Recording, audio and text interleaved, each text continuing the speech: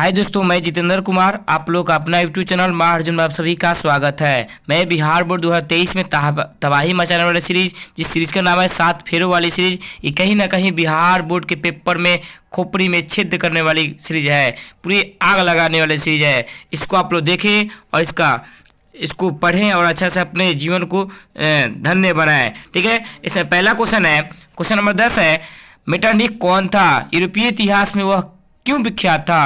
Answer हो जाएगा Metternich Austria का चांसलर था, जो घोर प्रतीक अधिक्रांति के संदेशों का कट्टर विरोधी एवं पुरातन व्यवस्था बनाए रखने का समर्थक था। उसने जिस प्रकार की व्यवस्था यूरोप में स्थापित की उसे मेटरनिख व्यवस्था कहा जाता है। अपने इसी व्यवस्था के कारण वह यूरोपीय इतिहास में पूरा विख्यात हो गया। ठीक है, कतई कट्टर व्यक्ति था।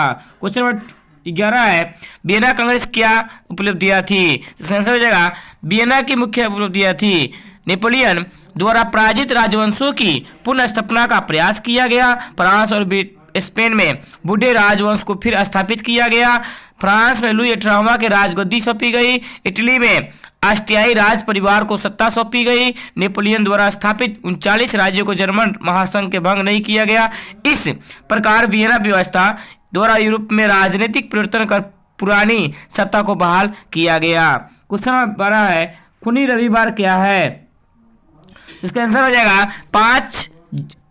9 जनवरी 1905 के रूस और जापान के युद्ध में रूस एशिया के छोटे से देश जापान से पराजित हो गया। पराजय के अपमान के कारण जनता ने क्रांति कर दी। 9 जनवरी 1905 को लोगों में समूह का प्रदर्शन करते हुए सेंट पीटर्स स्थित महल की ओर जा रहा था। जार की सेना ने इन निहत्थे लोगों पर गोलियां बरसाई, जिसमें हजारों लोग मारे गए। यह घटना रविवार के दिन हुई थी, अतः इसे खूनी रविवार के नाम से जाना जाता है या रेड संडे के नाम से भी जाना जाता है। उस समय रूस का राजा कौन थे? जार निकोल से द्वितीय था, कतई जहर व्यक्ति था। क्वेश्चन नंबर 13 है, अक्टूबर की क्रांति क्या है? 7 नवंबर 1917 ईस्वी में बल्शेविकों ने पोटेग्राड रेलवे स्टेशन, बैंक, डाकघर, टेलीफोन केंद्र, कचहरी तथा अन्य सरकारी भवनों पर अधिकार कर लिया। केंद्रीय सरकार भाग गया और शासन की बागडोर बल्शेविक के हाथों में आ गई, जिसका अध्यक्ष लेनिन को बनाया गया। इस क्रांति को बल्शेविक क्रांति या नवंबर की क्रांति भी कहते हैं। इसे अक्टूबर की क्रांति भी कहा जाता है, क्योंकि पुराने कैलेंडर के अनुसार यह 25 अक्टूबर 1917 को घटना घटित हुई थी। ठीक है, क्वेश्चन नंबर 14 है, पूंजीवाद क्या है? पूंजीवाद ऐसी राजनीतिक आर्थिक व्यवस्था है जिसमें निजी संपत्ति या निजी लाभ की अवधारणा को मान्यता दी जाती है। यह सार्वजनिक क्षेत्र में विस्तार एवं आर्थिक गतिविधियों में सरकारी हस्तक्षेप का विरोध करती है। या कह सकते हैं सिंपल परिभाषा में कि पूंजीवाद एक ऐसी विचारधारा है जिसके अंतर्गत उत्पादनों एवं साधनों पर सरकार का अधिकार न होकर किसी खास व्यक्ति का अधिकार होता है, उसे हम पूंजीवाद कहते हैं। पूंजीवाद में कोई व्यक्ति निजी लाभ के लिए कार्य करता है, पूरी जनता के लिए नहीं करता है। कोई काम आप अपने लिए कर रहे हैं, उसको भी हम पूंजीवाद कह सकते हैं। क्वेश्चन नंबर 15 है, सवारा वर्ग किसे कहते हैं? तो समाज का वैसा वर्ग जिसमें गरीब, किसान, कृषक, मजदूर, सामान्य मजदूर, श्रमिक एवं आम गरीब लोग शामिल हो, उसे सवारा वर्ग कहते हैं। क्वेश्चन नंबर 16 है, क्रांति से पूर्व रूसी किसानों की स्थिति कैसी थी? तो कहेंगे क्रांति से पूर्व रूसी किसानों की स्थिति अत्यंत दयनीय थी। वे छोटे छोटे खेतों में पुराने ढंग से खेती करते थे, उनके पास पूंजी का अभाव था और करों के बोझ से वो दबे हुए थे। समस्त कृषक जनसंख्या का 1/3 भाग भूमिहीन था, जिनकी अर्धदासों जैसी थी।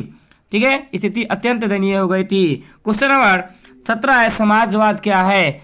उत्पादन एवं समाजवाद क्या है? आंसर हो जाएगा उत्पादन, वितरण एवं लाभ पर राष्ट्र समाज का नियंत्रण और आर्थिक एवं सामाजिक समानता को ही स्थापना करना ही समाजवाद कहलाता है। समाजवाद में सबका अधिकार समान होता है। ठीक है, सवारा वर्ग किसे कहते हैं? सवारा वर्ग समाज का वैसा वर्ग है जिसमें किसान, मजदूर एवं आम गरीब लोग शामिल हो। मार्क्स के अनुसार सवारा वर्ग मजदूर एवं श्रमिक का वर्ग था, जो सुविधाहीन वर्ग था, जिसे कई अधिकार प्राप्त नहीं था। यह पूंजीपतियों के द्वारा शोषित तथा अपेक्षित वर्ग था। ठीक है, क्वेश्चन नंबर 19 है, हिंदी चिन्ह का अर्थ क्या होता है? तो हिंदी चिन्ह का तात्पर्य है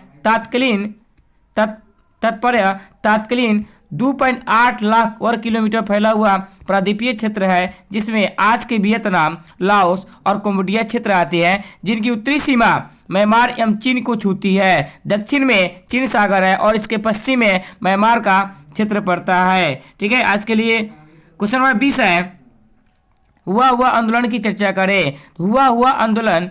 हुआ वियतनाम के एकीकरण हेतु बौद्ध धर्मावलंबियों एक धार्मिक क्रांतिकारी आंदोलन था जो 1939 में शुरू हुआ था। इसका नेता हुनुई फुसुक था। इस आंदोलन में क्रांतिकारी उग्रवादी घटनाओं को भी अंजाम देते थे, जिसमें आत्मदाह तक भी शामिल होता था। ठीक है, कतई जहर क्वेश्चन होगा। क्वेश्चन नंबर 21 है, माइली गांव की हत्याकांड का परिचय दे। माइली दक्षिणी वियतनाम एक गांव था जहां के लोगों का वियतनांग समर्थक मानकर अमेरिकी सेना ने पूरे गांव को घेरकर पुरुषों को मार डाला और औरतों तथा बच्चियों को बंधक बनाकर कई दिनों तक सामूहिक बलात्कार किया। फिर उन्हें मारकर पूरे गांव में आग लगा दिया। अमेरिका सेना ने बर्बरतापूर्वक कार्रवाई की संपूर्ण विश्व में आलोचना हुई थी। उसमें एक बुढ़ा दब गया था, उसने पूरे मैली गांव का उजागर किया था। ठीक है, ये भी पॉइंट होता है। क्वेश्चन नंबर 22 है, बायोदाई कौन था? बायोदाई फ्रांस एवं अमेरिका में समर्थन से दक्षिण वियतनाम के प्रांत अनाम का शासक था, लेकिन वियतनाम में साम्यवादी राष्ट्रवादी को बढ़ते विरोध के कारण उसका टिकना कठिन साबित हुआ। इसलिए 25 अगस्त 1945 को बायोदाई ने अपना पद त्याग दिया था। क्वेश्चन नंबर 23 है, होची मिन्ह मार्ग क्या है? ठीक है, कहेंगे वियतनामियों के रसद सप्लाई मार्ग को होची मिन्ह मार्ग कहते हैं। वस्तुतः होची मिन्ह मार्ग हनोई से चलकर लाओस, कंबोडिया के सीमा क्षेत्र से गुजरता हुआ दक्षिण वियतनाम तक जाता था, जिससे सैकड़े कच्ची पक्की सड़कें पूरे वियतनाम से निकली कर जुड़ी थी। अमेरिका सैकड़ों बार इस पर बमबारी कर चुका था, परंतु वियतकांग एवं उसके समर्थित लोग तुरंत उसकी मरम्मत करवा लेते थे। इसी मार्ग पर नियंत्रण के चक्कर में अमेरिका ने लाओस, कंबोडिया पर आक्रमण भी कर दिया था, परंतु तीन तरफ संघर्ष में फंसकर उसे वापस होना पड़ा था।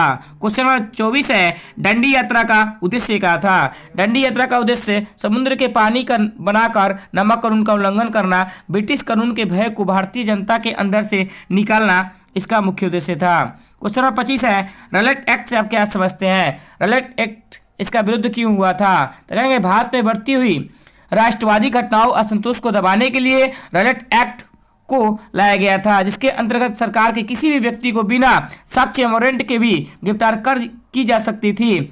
इस अधिनियम के अंतर्गत एक विशेष न्यायालय का गठन प्रावधान था, जिसके निर्णय के विरुद्ध कोई अपील नहीं की जा सकती थी, इसलिए इसका विरुद्ध हुआ था। इसे अंधा कानून भी महात्मा गांधी कहे थे, या काला कानून। उस समय भारत के वायसराय लॉर्ड चेम्सफोर्ड थे। ठीक है, क्वेश्चन नंबर 26 है, गांधी इरविन पैक्ट अथवा दिल्ली समझौता क्या था? सविनय अवज्ञा आंदोलन के प्रवक्ता ने अंग्रेज सरकार को समझौता करने के लिए बाध्य किया। 5 मार्च 1931 को वायसराय लॉर्ड इरविन तथा गांधी जी के बीच समझौता हुआ, जिसे दिल्ली समझौता के नाम से भी जाना जाता है। इसके तहत गांधी जी ने आंदोलन को स्थगित कर दिया था। वे द्वितीय गोलमेज सम्मेलन में भाग लेने हेतु सहमत हो गए थे। क्वेश्चन नंबर 27 है, मुस्लिम लीग का उद्देश्य क्या था? मुस्लिम लीग की स्थापना 30 दिसंबर 1906 को हुई थी। इसका उद्देश्य था मुस्लिम के हितों की रक्षा करना। इसकी नींव ढाका का नवाब सलीम उल्लाह हक ने रखी थी। इसका उद्देश्य मुसलमानों को सरकारी सेवा में उचित स्थान दिलाना एवं न्यायाधीश के पद पर मुसलमानों को जगह दिलाना, विधान परिषद में अलग निर्वाचन मंडल बनाना तथा काउंसिल में उचित जगह दिलाना इसका मुख्य उद्देश्य था। क्वेश्चन नंबर 28 है, जलियांवाला बाग हत्याकांड कब का वर्णन संक्षेप में करें?